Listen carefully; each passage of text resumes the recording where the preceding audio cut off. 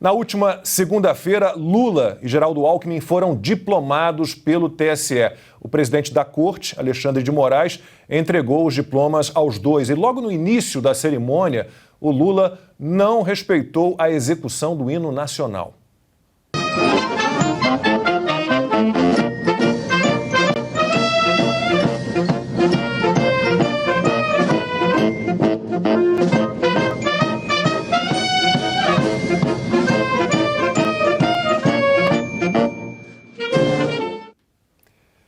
E o corregedor do TSE, Benedito Gonçalves, aquele que levou tapinhas na cara do Lula na posse do Alexandre de Moraes no tribunal, vocês lembram dele? Quando ele foi buscar o Lula para o início da diplomação, soltou uma frase no ouvido do Alexandre de Moraes que o microfone captou. Missão dada é missão cumprida. Missão dada, missão cumprida. No discurso que fez, Lula agradeceu, e com razão, ao Supremo Tribunal Federal e ao Tribunal Superior Eleitoral. Felizmente, não faltou quem defendesse, nesse momento tão grave, a nossa democracia. Além da sabedoria do povo brasileiro, que escolheu o amor em vez do ódio, a verdade em vez da mentira e a democracia em vez do arbítrio, quero destacar a coragem do Supremo Tribunal Federal, do Tribunal Superior Eleitoral,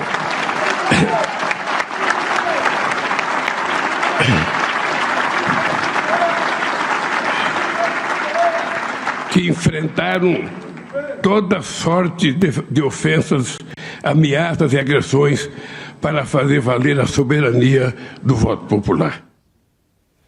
E o discurso do Alexandre de Moraes foi todo feito em tom de ameaça.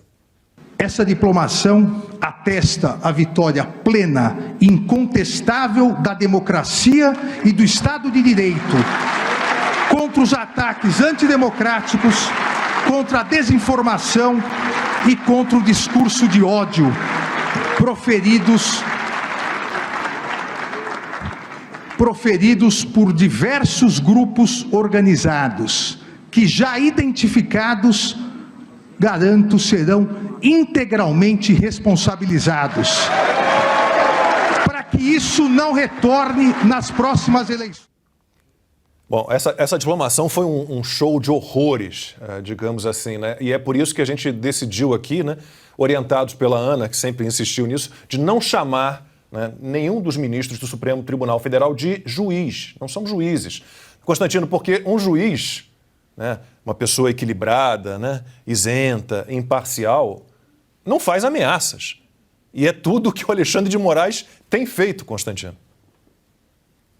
Na verdade, um juiz não faz absolutamente nada que o Alexandre de Moraes vem fazendo. Isso aí, Lacombe, a melhor forma de definir esse circo de horrores foi o que circulou pelas redes sociais, Crime organizado tem em todo lugar do mundo, mas diplomação só no Brasil. O que nós vimos ali é isso, é um convescote dos que deram o verdadeiro golpe. Aliás, basta ver Lula falando, tudo invertido, Salvar a democracia, contra o arbítrio, o amor venceu.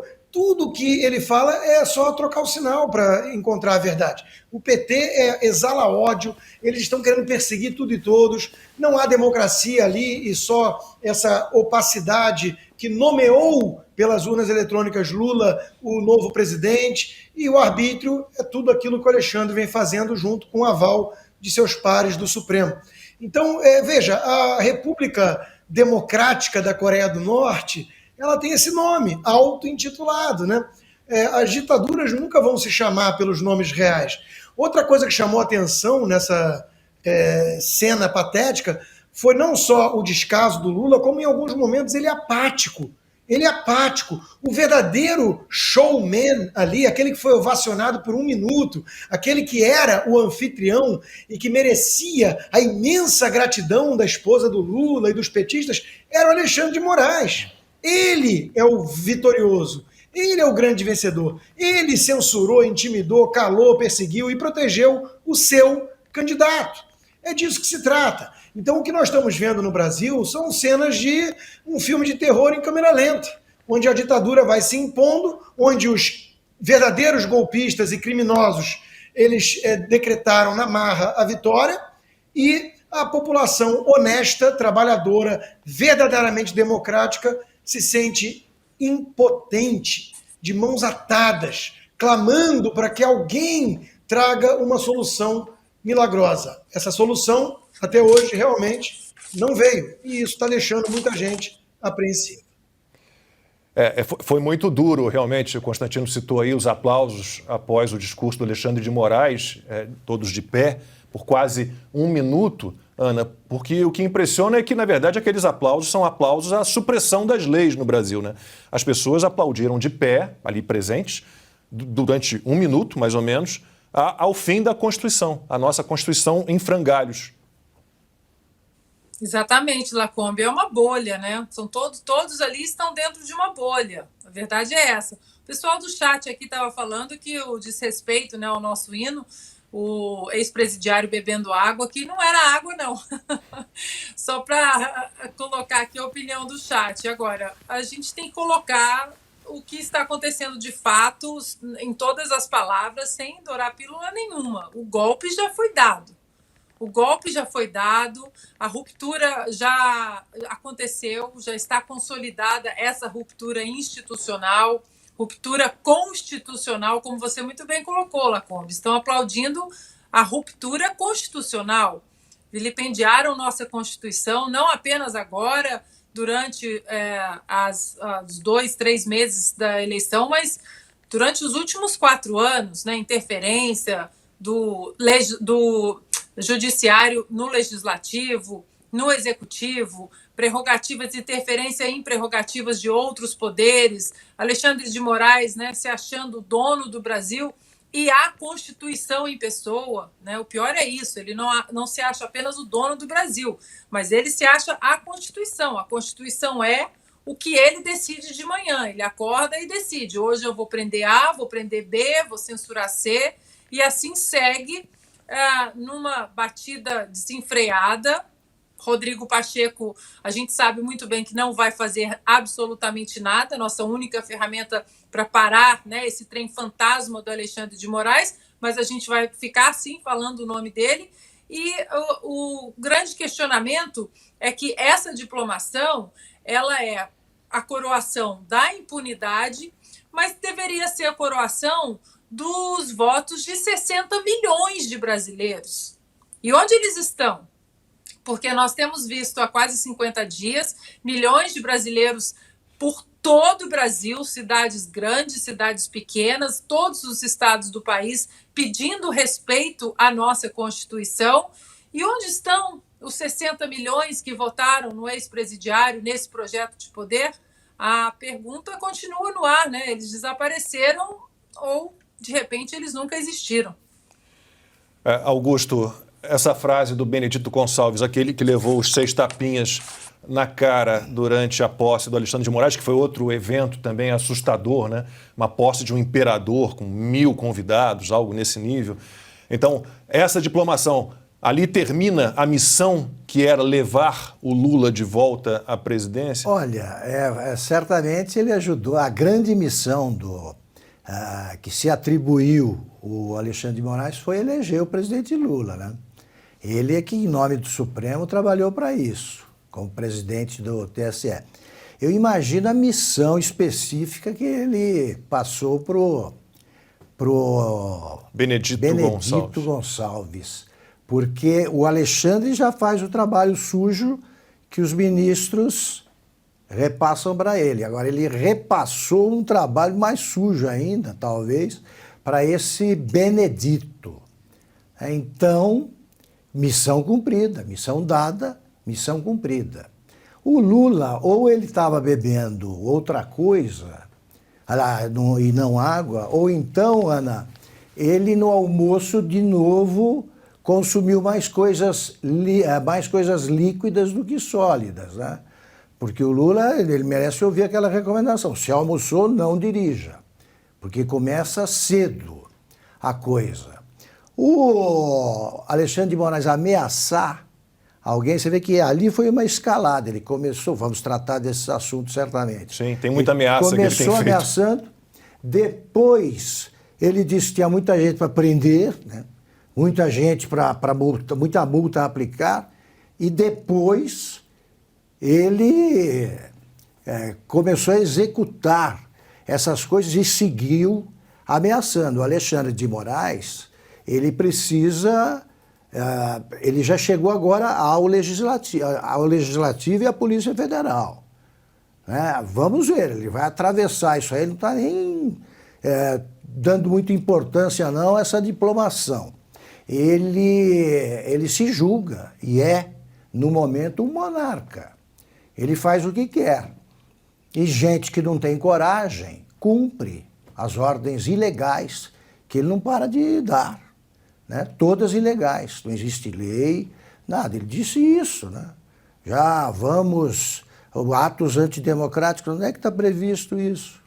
Discurso do ódio, quem tem ódio é ele. Ele tem ódio ao deputado Daniel Silveira, por exemplo. Persegue muitos. Então, vamos ver aí o que acontece ao longo do programa, a gente vai tratar disso, e vamos ver como é que se para essa ilegalidade. Quanto aos 60 milhões, os que votaram e disseram que votaram, esses já começaram a se arrepender. E a imprensa já começou a mudar as coisas, né? Não é bem assim, tal coisa não pode, está gastando muito. Então, eles esperavam o quê? Os tucanos esperavam o quê? Um ministério? A turma do Real esperava o quê? Que o Lula seguisse a política que eles preconizam, porque o Lula muda de ideia. O Lula dá as ordens, o PT obedece. Quero ver agora como é que ele vai fazer com o Alexandre. Difícil ter dois monarcas, né? Se fizeram de surdos, de cegos, de débeis mentais, desmemoriados, que o Lula falou durante os atos dele ao longo, né, dos anos em que ele foi presidente, todos os anos em que o PT esteve na presidência, isso tudo é tudo muito claro, né? Só não sabia o que aconteceria, né, quem quis ser enganado. Tanto que ele sabe quantos já estão nessa transição, esse grupo de malucos. A Ana falou outro dia, quase 1.000, né? Quase 1.000. O que eles estão fazendo lá? E o Alckmin finge que coordena. E ele tem ao lado toda a dissidência do PSDB que o acompanhou. É um ex-deputado que chama Floriano Pesaro, que é ajudante do Alckmin. Então ele tem esse pedaço do PSDB, porque o resto nem apareceu por lá. Tem um. E eles ficam lá estudando planos aqui, enquanto o Lula escolhe quem quer, né? Porque teremos, né, daqui a pouco falaremos de 37 ministérios, provavelmente. Constantino. Não, o Alckmin virou a figura decorativa ali, mas eu quero apresentar uma tese alternativa, né? Porque eu mesmo tenho pegado no pé desses tucanos, porque existe um grau de alienação, de ingenuidade, de atestado de trouxa, né? Você achar que ia votar 13 no Lula, no Dirceu, no Janones, e levar o Pércio Arida, o Meirelles e o Armínio, né? Que a gente fica espantado. Então, eu quero apresentar, pelo menos como tese, uma visão alternativa, né? Muitos sabiam muito bem o que estavam fazendo e também sabem o que estão fazendo, alegando agora que estão com medo, começando a se afastar, criticar. Eles querem voltar à época da estratégia das tesouras. A época em que os tucanos eram a direita, eram a oposição ao PT. E com esse teatro eles conseguem expurgar a direita, que estava nascendo e se organizando, os liberais, os conservadores de fato. Então, é um teatrinho muito armado, porque agora o Armínio, o João Amoedo, a Helena Landau, eles podem virar e falar, nós somos oposição, nós não estamos gostando disso. A gente fez o L, mas tem medo. Né? Enquanto que eles, com isso, eles conseguem se apresentar como realmente a oposição liberal ao PT. Nós não vamos cair nessa, são todos farinha do mesmo saco podre. Faz sentido, porque nem começou o governo. O governo nem começou, eles já estão a gente vai se aprofundar nessa questão aí, nos arrependidos ou desavisados, né? Se é que dá para chamar de desavisados. Mas aí falávamos aqui da água que passarinho não bebe, né? Teve uma festa depois da diplomação, né, na casa do Cacai, né, com Lewandowski, Dias Toffoli, Alexandre de Moraes. Deve ter tido lá uma bebida boa. E aí eu queria lançar, Ana, primeiro para você a seguinte pergunta. Tá, O Constantino falou de um milagre, a gente está à espera de um milagre, muita gente à espera de um milagre, que algo aconteça, mas vai lá. O Lula toma posse no dia 1º de janeiro. Quem governa? O imperador Alexandre de Moraes ou o Lula? Eu não sei, é uma boa pergunta, até porque a internet ela é lotada de fotos, né, do Alexandre de Moraes segurando o tucano, com Dória, com Alckmin, com adesivo do PSDB. Então, eu acho que existe uma teoria da conspiração aí que o tempo vai acabar mostrando de alguma forma. O Lula, o ex-presidiário subindo a rampa ou não, essa relação para lá de íntima, e eu diria que Alexandre de Moraes é um dos ministros do STF, nada republicana, entre o ministro e o PSDB e Geraldo Alckmin, isso é, no mínimo, muito estranho. Agora, que ele já está governando o país há muito tempo, isso já é óbvio, né? Esse estado de exceção e ninguém para. O Congresso não para, o Senado, Rodrigo Pacheco, os magistrados. E o que incomoda também nesse balaio todo de insegurança jurídica criado pelo Alexandre de Moraes, Lacombe, é o silêncio ensurdecedor do Nunes Marques e do André Mendonça, que foram 2 ministros indicados para o Supremo Tribunal Federal para tentar, né, colocar essa balança de uma maneira um pouco mais justa e menos ativista, digamos assim. E esse silêncio desses 2 ministros anda incomodando bastante os brasileiros também. Bom, falaremos do André Mendonça, que votou pela soltura do Sérgio Cabral daqui a pouquinho. Mas, Augusto, a mesma pergunta que eu fiz para a Ana. O Lula está sabendo que nós temos um imperador? Ele sabe que vai ter que governar ali com o Alexandre de Moraes no cangote dele? O Alexandre de Moraes, ele vai para o partido que ele acha mais interessante para os seus projetos, né? Ele já foi ligado ao Kassab. Ele já foi secretário do Kassab da prefeitura, depois foi secretário do Alckmin, foi do governo Temer e tentou ser candidato a governador aqui em São Paulo. Depois que ele foi ministro, ganhou o cargo lá, ele antes disso, como mostra um vídeo que circula aí, tem circulado pela internet, pelas redes sociais, ele fala do PT, ele cobra do PT o fato de ter agido como uma organização criminosa e diz que devia ter construído mais presídios em vez de estádios. Está no governo Dilma, ele falou isso aí. Todos eles, aliás, já falaram que o PT é uma organização criminosa e que o Lula era o chefe.